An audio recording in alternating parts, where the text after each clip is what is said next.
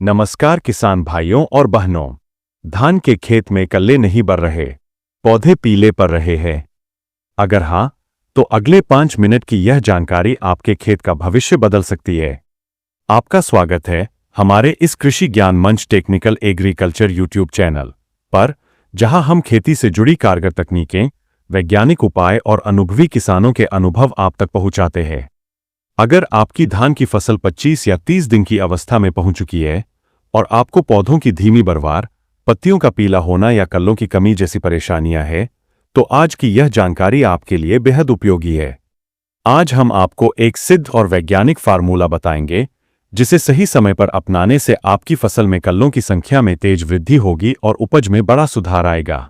हम सीधे समाधान से शुरुआत करेंगे और फिर विस्तार से इसका तरीका समझाएंगे। पॉइंट नंबर 1, तुरंत असर करने वाला समाधान। 30 से 40 दिन की फसल के लिए धान की खेती में यह समय सबसे महत्वपूर्ण होता है। इसी अवधि में पौधे अपनी ऊर्जा जड़ जमाने और कल्ले बनाने में लगाते हैं।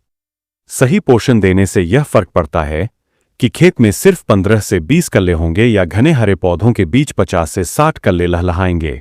पॉइंट नंबर 2, कल्लों का ताला खोलने वाला पोषक जिंक सल्फेट। हमारे देश की ज्यादातर मिट्टियों में जिंक की कमी होती है, जिससे धान की फसल पर गंभीर असर पड़ता है। इसकी कमी से खैरा रोग लगता है, पत्तियां पीली पड़ जाती है और कल्ले निकलना बंद हो जाते हैं।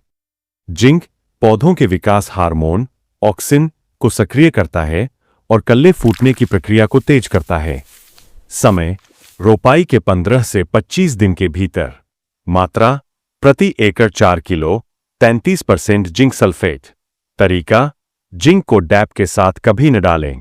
इसे 20 से 25 किलो यूरिया या सूखी रेत में मिलाकर खेत में समान रूप से फैलाएं।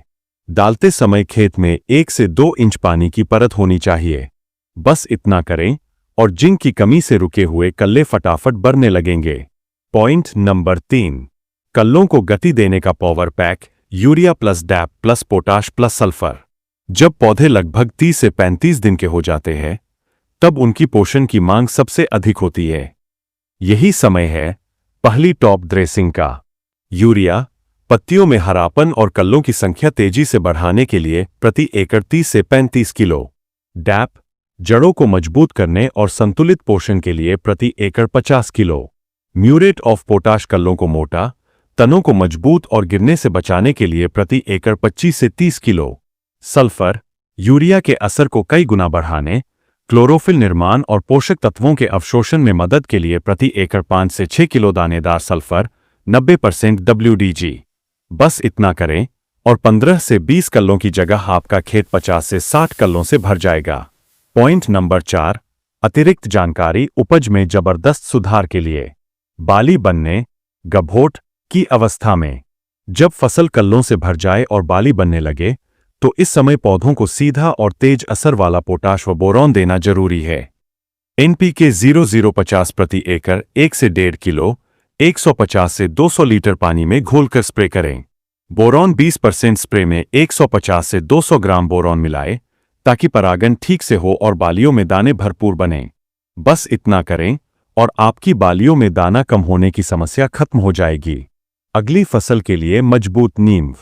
अगली बार धान की रोपाई से पहले इन बातों का पालन करने से शुरुआत से ही बम्पर उत्पादन की संभावना बढ़ेगी। गहरी जुताई। गर्मी के मौसम में एक बार गहरी जुताई करने से मिट्टी नरम होती है और जड़ों को फैलने के लिए जगह मिलती है। Laser levelling. पानी और खाद का वितरण पूरे खेत में समान रूप से होता है। फॉस्फोरस का बेसल डोज। रोपाई से पहले आखिरी जुताई के समय प्रति एकड़ 50 किलो डैप डालें, ताकि जड़ें मजबूत और गहरी बनें। स्वस्थ नर्सरी। 20 से 25 दिन की स्वस्थ पौध और रोपाई के समय एक स्थान पर केवल 1-2 पौधे लगाएं। जैविक पदार्थ का प्रयोग। खेत में गोबर की खाद या वर्मी कंपोस्ट डालें, इससे मिट्टी की संरचना और उर्वरक क्षमता दोनों सुधरती है। बस इतना करें और अगली फसल की नींव इतनी मजबूत होगी कि पैदावार अपने आप बढ़ जाएगी। हमारा सुझाव। किसान भाइयों, यह जानकारी आपके खेत की पैदावार और सेहत को ध्यान में रखते हुए तैयार की गई है।